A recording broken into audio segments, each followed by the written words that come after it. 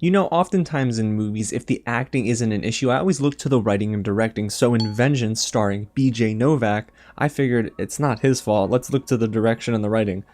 Okay, it's directed by BJ Novak. Alright, let's go to the writing. It's also written by BJ Novak. Oh, this is gonna be a fun one.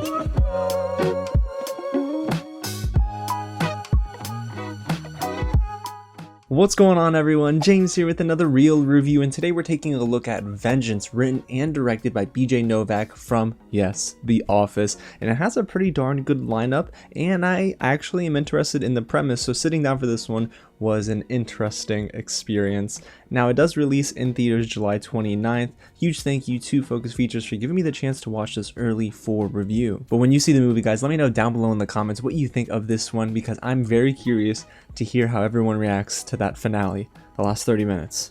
We'll talk about that in a little bit. But hey, before we get started, if it is your first time here at the channel, welcome to Real James, where I love talking about movies, TV, and all the news in between, guys. So if you do too, go ahead and hit the big red button below, subscribe to the channel, tap on the bell, and hit the thumbs up button if you enjoy reviews just like this. And again, guys, I can't wait to hear your thoughts down below, because we can have a conversation about this one.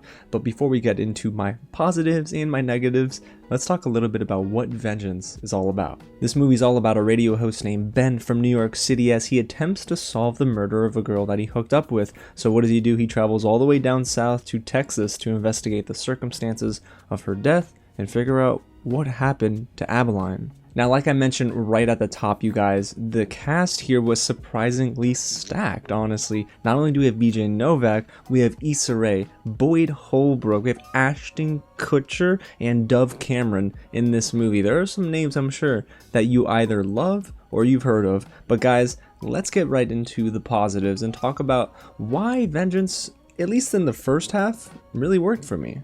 I feel like the film really was hitting its stride in the first, I want to say, hour, because man, does BJ Novak direct and write the heck out of this movie. And mind you, this isn't a very long film. It's an hour 34 minutes, so it really does understand exactly what it is. And I liked the stripped down approach to an aspiring journalist who isn't the greatest guy in the world, and he just wants to create a podcast to change people's perceptions.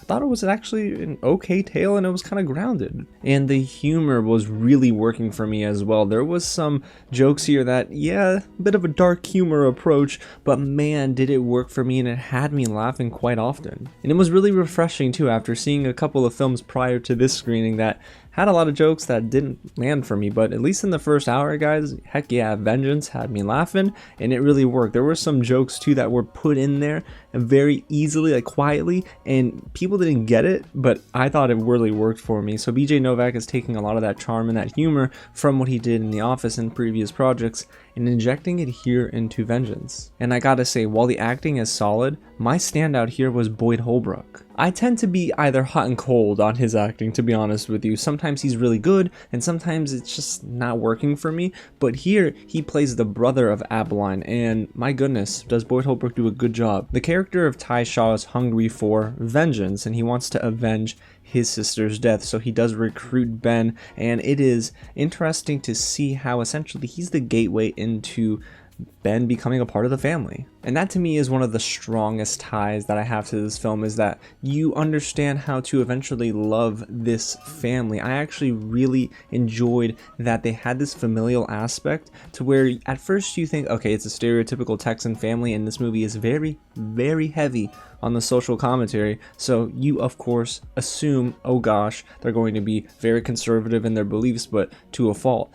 Instead, you come to appreciate that they just love one another, and they just want the best for their family and for their family to succeed, and they care about other people too. It's actually pretty impressive. And I say impressive because honestly, I did not expect to come away enjoying the family scenes, but they were some of the strongest in the movie. But outside of the acting itself, you guys, I think that the premise really is very interesting in this film. Yes, I know, we've probably heard it a million times before. A dead white girl goes missing, or her death goes unsolved, and someone has to try and solve it via podcast or a TV miniseries, anything like that. We've seen it before, but it is actually interesting when it's framed like this, because you would think, oh, it's going to turn into a true crime drama, but instead, it doesn't really play that way, and I thought it was actually clever that BJ Novak took the approach of it being a dark comedy at some points, but also making it a relatable movie about getting to not make assumptions about people and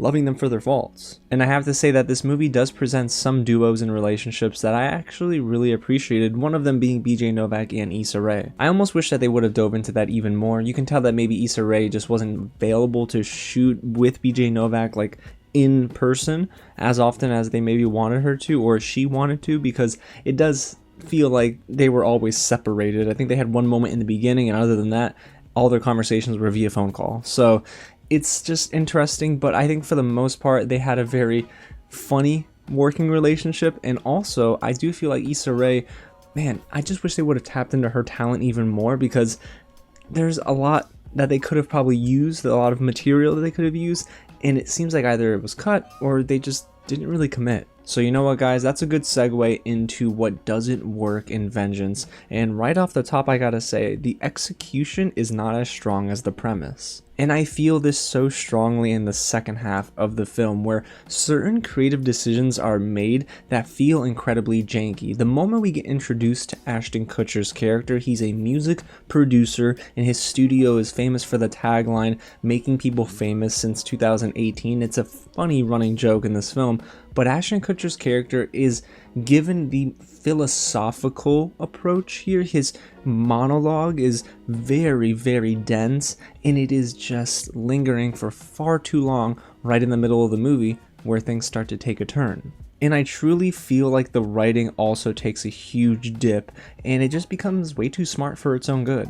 BJ Novak tries. He tries to really build on this foundation and take it in directions that, yes, would be surprising, and it is a twist technically, but it's not a good twist, and if anything, it distracts from the overall message that I felt like was working strongly in the first half. And without spoiling anything, once we get this reveal, I was actually really underwhelmed. There seemed to be a lack of impact for me. There wasn't the aha moment that I think the film wanted to garner from me, and the score doesn't work either. It's composed by Phineas, who's the brother of Billie Eilish, and y'all know Billie Eilish, but I thought that the score was playing more to the themes in the first half, and it doesn't really switch up in the second half enough for this big reveal to play as big as it wants to. And I really think that once we find out exactly what's going on with the story, it falls completely flat. I genuinely have not seen a movie sabotage itself in the third act like this in quite some time. But even outside of the execution and the premise falling apart, I felt that the acting wasn't bad, it's just they didn't tap into the actors enough. I know we just talked about Issa Rae, but another character that comes to mind is Jasmine, the sister of Abeline, played by Dove Cameron. See, Dove Cameron, at first her Southern Texas accent was like, it was okay, but I liked what they hinted at but never dove into. There's a moment where she walks in and shows BJ Novak's character her iPhone screen, and it's cracked, and she says, "You see where that crack is on my face? That's how I feel right now inside."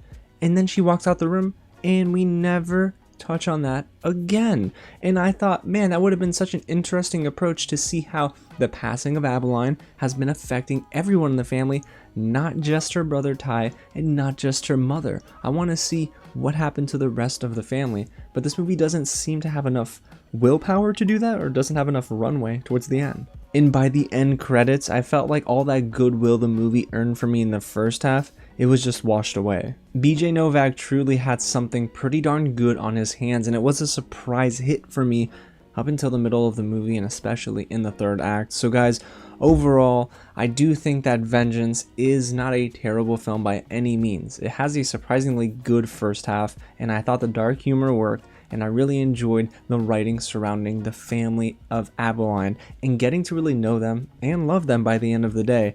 And it was interesting to see Ben go out and get the right answers from the people that he's interviewing for this podcast series. All of that was very interesting, but the movie really does fall apart in the second half enough for me to say that this is a big case of what could have been. I almost would have loved to see BJ Novak maybe sit in the director's chair, sure, but give this script to somebody else, because it just really doesn't work all the way through. I wanted to love it, especially after the first hour. but I just couldn't get there, especially towards the end. This is a stacked cast, all things considered, and you do have some good performances, but I feel like even some of the cast wasn't tapped into fully. I think that Dove Cameron, Issa Rae, they were both underutilized here, and even Boyd Holbrook, who I loved in this movie, he just wasn't enough to keep it afloat, and he does disappear too as the movie goes on. So it is just a very interesting approach. I see what BJ Novak was trying to do, but I just don't think that he ever fully gets there. So the movie, guys, is one of those that I can't tell you I recommend to rush out in the theaters to see, but it would be a good streaming option or a rental on a rainy weekend or something like that for you. But again, come in here with expectations tempered and understand that this isn't going to be a true crime drama, and you might be disappointed in the second half, just like I was. So again, guys, there you have it. That's my real review of Vengeance, directed and written by BJ Novak. It hits theaters again this Friday, so let me know exactly what you think of it if you see it in theaters down below in the comments. Do you agree with me? Do you disagree with me? Or do you fall kind of right in the middle? Gosh, man, there's so much to love about this first half. I'm telling you guys, if you could only rewrite the second half, we might have been in a better spot. And hey, if you haven't already, hit the big red button below, subscribe to the channel, tap on the bell, and hit the thumbs up button again if you want more reviews just like this. I'm seeing 13 lives this week, Purple Hearts is coming down the line, and maybe some more surprises. Who knows? Alrighty, y'all. Again, thanks so much for watching, and I'll catch you at the next screening. And note to self, I'm not doing any true crime podcasts. No, I'm not even going down that rabbit hole. Nah, it's a little scary.